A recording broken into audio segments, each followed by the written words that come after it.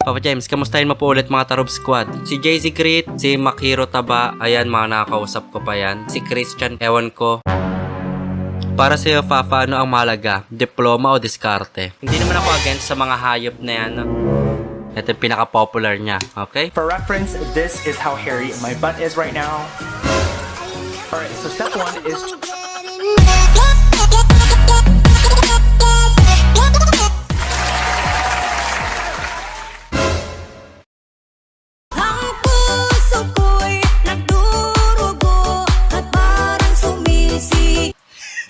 Yo, idol, so nga pala si James Robin at welcome sa video nating Friday with Jam. Sa video na to, every Friday or every other Friday, mag-uusap tayo. Pag-uusapan natin about sa mga bagay-bagay na hindi mo alam kung dapat bang pag-usapan. Nandito na lahat, reading your comments, truth and dare, Q&A, and mga reaction videos. Makakausap at makakasali ka lang sa video na to kapag kasali ka sa group na to. So, link in the description, mag-join na kayo at let's go. Idol, ask lang, ilang taon na kayo ng girlfriend mo? I mean, ilang taon nang kayo? Naging kami October 28, 2015, 2016, 17, 18, 19, 20, 21, 22, 23, 24. 9 years na kami nagbabardagulan. Yun lang yung tanong mo, ano? Okay. Bakit may balahibo ang butike? Para mong sinabing may paa yung ahas. Wag mo akong ginigigil, lovely. Pag ako nagalit, nanilibre ako ng McDolibee. Okay. Anyway, sa'yo ako natutong ng ankle break. Slendrina era pa nun. Ngayon, ginagamit ko siya sa CODM. Uy, yung ankle break ko, kahit saan pwede, no? Horror game, ML, CODM. Kung hinahabol ka ng mama mo, pwede mong gamitin. Habang hinahabol ka ng nanay mo ng sinturon, sabihin mo, oh, ankle break ko, ankle break ko. Papa Jam, di ba pag sinampay kahapon, kung ibibigay sa loob ng kortina yung sinaing, anong pipiliin mo? Mas pipiliin kung sakalin ka eh, no? Shoutout sa'yo, RDL Patungan. Nagre-request siya ng Five Nights at Freddy's Security Breach. Napakalaking gig. Di ko alam kung kakayanin ng PC ko. Hanggang ngayon, regular PC lang yung meron ako. Papagandahin ko na yung PC ko, hindi para sa akin, kundi para malaro ko na yung mga request nyo. Kasi sa akin, okay na ako sa gantong PC. Pero dahil mga request nyo, minsan, di kaya ng PC ko. Kailangan ko talaga mag-upgrade, no? Sige, kahit ano laruin mo, basta wag lang mawala rap mo. Bibigyan kita ng isa. Freestyle. A, B, C, D, A, E, F, R. Seriously, what the fuck are you doing? Pag wala akong magawa, pinapanood ko ulit yung nilaro mong run rooms. Doon mo kasi ako na-shower out. Nakatatak na yung gameplay mo na yon, kaya lang nakakaya pinagsasabi ko doon. Weh? Ito ba? Sabi ni Sophia Ross, buong ka na po yan eh. Si Papa din po kasi gusto. Saya ko po talaga. Sana po masyado po kami kahit alam po posible.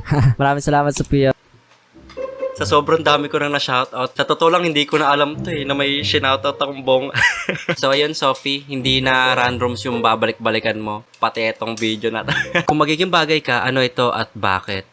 Bumalik sa akin yung tanong ha. Kung magiging bagay ako, gusto ko maging Papa James, penge 100. Putik. Hindi papayag yan. Tignan natin. Kinonsensya mo pa ako. Request ko sana part 2 ng Granny Remake part 2 or ending. Masaya na ulit ako dahil nagbalik ka na ulit at may magpapasaya na ulit sa akin. Yung asawa ko natutuwa din sa vlogs mo kaya naka-recruit ako ng manonood sa videos mo. May asawa ka na? Parang ang bata mo pa. Baka boyfriend kung ako pinaglolo ko dito. Baka ano, syempre may tawagang honey, love, babe. Baka tawag niya lang sa boyfriend niya asawa. Inaanap ko yung asawa mo hindi ako nag-i-stalk How dyan, gawa ka po ulit ng reading your comments.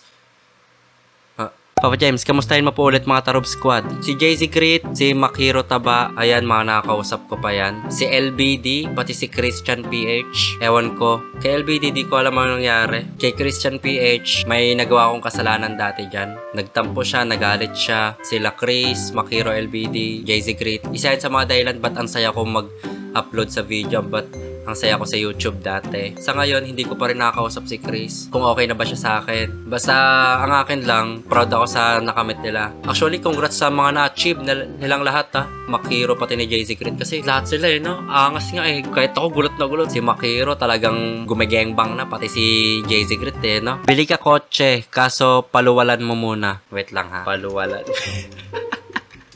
Paluwalan. A system of rational. Okay, gets ko na. No need, Althea. Kaya kong bumili ng kotse. Yung ginaganon, nabibit-bet. Ano masasabi mo sa mga idols mo na palagi kang sinusuportan at hindi nagsasawang panoorin mga videos mo? Huminto na ako 1 year ago. Magto 2 years ago na yan. 1 year lang nakalagay. Nagbalik ako 2 months. Nagtry lang kasi nagkaroon ako ng PC. Tinry ko lang mag-upload tapos nagulat ako sa mga comments parang napintig yung puso ko. Tapos ayun, tinuloy-tuloy ko na ulit. Sa mga sumusuporta, tignan nyo, ang lakas ng tama nyo. Ang lakas ng ambag nyo sa akin. No? Tignan mo, nag-upload na ako ng mga ending videos. Dahil din sa inyo yan, sa reading your comments ko. Pinaka-hate nyo yung hindi ko in-ending yung laro. Tignan nyo. So ayun, ang masasabi ko lang, maraming salamat. Hindi masukat sa lalim yung pagpapasalamat ko sa mga nag-stay dyan, sa mga nanonood pa rin dyan. Na pag naintindihan nyo kung gaano kalalim yung pasasalamat ko, baka malula kayo. Hindi lang sa mga luma, pati na rin sa mga bago dyan. Kaya kung bago ka, dare kita maglaro ng Roblox. Yung Roblox kasi, no, parang Kenkoy na ewan no. Uy, pero may nakita ako sa shorts, Roblox na horror game. Pero ang ganda ng quality, ang ganda ng graphics, kaya parang natitempt ako Matry nga. There, add mo ako sa Facebook. Nagano ka? Nagka-clown ka? So, ayan, friends na kami ni Boss Christian. Idol, bakit hindi natuloy yung Resident Evil 7? So, Resident Evil 7 mula part 1 hanggang part 9. Habang ginagawa ko yan, gameplay na yan, endingin ko naman talaga siya. Pero pagdating sa part 10, dun na. Yun na, nasira na nasira na yung computer ko, di ko na maalala, basta nasira siya, kaya hindi ko na natuloy. Ano ang pinaka-memorable na bagyo na experience nyo sa Metro Manila at bakit? Bagyong Ondoy, pinasok ng baha yung bahay. Doon ako natulog sa lamesa sa ibabaw. Hindi ka pwede matulog sa kama kasi aabutin ka ng baha. Yung lamesang mataas, doon ako natulog sa ibabaw. Kaya rin, at sarap ng tulog mo, tapos gumulong ka, umikot ka, laglag ka sa tubig. Tapos doon sa lamesa na yun, may butas-butas pa yung lamesa na paline. So, pagdilat mo, pag tumingin ka sa lamesa, makikita mo yung alon, tas maririnig mo yung tunog ng baha. Para kang natutulog sa ibabaw ng tubig. May nagsiswimming sa baha. Damang-dama mo yung wave kasi gumaganon sa ng higaan mo. Any tips kung anong unang gagawin after graduate ng college? Una, magwalwal, tsari. Depende yan sa inyo. Kasi sa amin, talagang magkakayayaan yan Sa August na graduation ko and I'm currently 4th year tourism student. Oh! 4th year tourism student. Ano yun? Ano sport mo? Mahilig ako sa billiard. Sa totoo lang, hindi ako nagbabasketball. Hindi ko hate yung basketball, ha? Hate ko mag-basketball. Ganun lang. Ewan ko, ba't di ko trip? Inaantok ako pag nanonood ng basketball. Billiard. Ayan. Naalala ko pa yung 20 pesos ko naging 4,000. Hindi ako ganun kagaling mag-billiard siguro. Bobo lang yung kalabang. Para sa'yo, Fafa, ano ang mahalaga? Diploma o diskarte? Laos na yan Diploma at diskarte, parehong mahalaga yan. Eto, nature na ng tao yan, maging madiskarte. Diploma, ayan ang wala ka pag hindi mo in-achieve. Pag napagtapos ka ng pag-aaral, pagka nagka-diploma ka, ang maganda doon, may diploma ka na, may diskarte ka pa. Hindi kagaya sa hindi ka nakapagtapos ng pag-aaral, magkakaroon ka lang ng diskarte. Diskarte lang ang meron ka, wala kang diploma. Nagets nyo yun? What I mean is, bago mo makuha yung diploma, limpak-limpak, tumpok na diskarte yung ma-encounter mo sa buhay mo. Hindi lang sa bahay, hindi lang sa school, pati sa mga kalokohan mo. Hindi ka na nga lang gumawa ng assignment Hindi ka nakagawa ng assignment sa bahay nyo, gagawin mo yung assignment mo doon na sa school, makikikopya ka na lang. Pre, may assignment ka ba? Pakopya nga. Doon pa lang pang-ulul.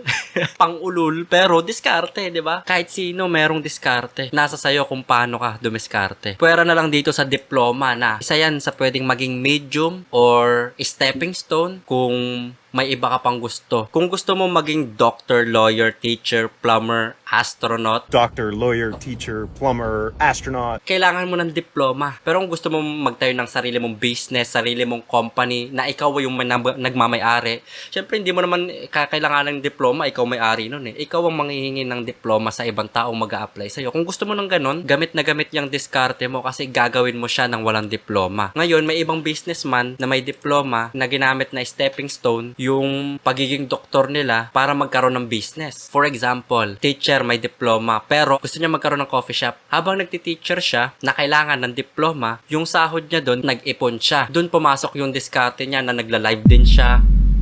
Tapos yung mga kinita niya sa pagiging teacher, pagla-live niya, pinantayo niya ng business. Ngayon, nagkaroon siya ng business, naging successful. Malay mo, stepping stone lang yung pagiging teacher, pagiging doctor, lawyer, teacher, plumber, diba? Para sa pinaka-goal mo talaga. At least, masira man yung business mo, magapak ka man, meron kang diploma, kayang-kaya mo pa rin mag-go sa buhay. Hindi naman ako against sa mga hayop na yan. No? Sila din nila kinailangan ng diploma para yumaman ng ganyan. At proud silang sabihin yon. Ang mali lang doon, no? Yung tagalid lang doon, parang inuudyok nila yung mga viewers nila na wag na mag-aral. Iba-iba tayo ng buhay. Hindi tayo pareho pinanganak ng mayaman, pinanganak ng mahirap. Hindi tayo pare-pareho ng talino, hindi tayo pare-pareho ng diskarte. Perspective nila yun eh. Yumaman sila ng diskarte lang. Sila yun, no? May mga yumayaman sa diploma, may mga yumayaman sa diskarte, at may yumayaman sa diploma at diskarte. May yumayaman rin na walang diploma o diskarte. Engot ka, tamad ka, tumaya ka sa loto, trip mo lang, tas nanalo ka. Bigla akong i-advise sa inyo na tumaya na lang din kayo sa loto.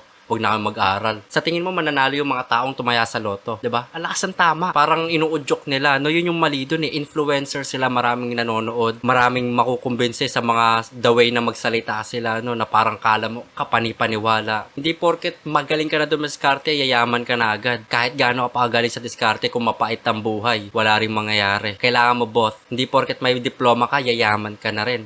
Kailangan mo both, diploma, diskarte. Na-stress pa ako sa tinanong ni... Papa Jam, react ka sa most popular video ni Kevin Leonardo. Kevin Leonardo, most popular video. Ito yung pinaka-popular niya, okay? For reference, this is how hairy my butt is right now. Alright, so step 1 is... Seryoso? So let's do that. Buha ka nung... God damn, a lot of the hairs came out.